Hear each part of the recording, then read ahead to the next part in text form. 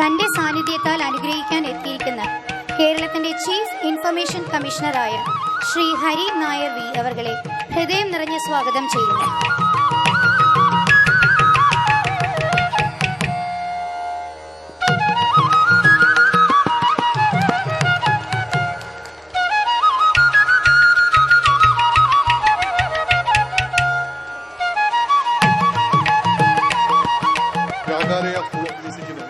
ഇന്ന് 12 വയസ്സ് തികയുകയാണ്.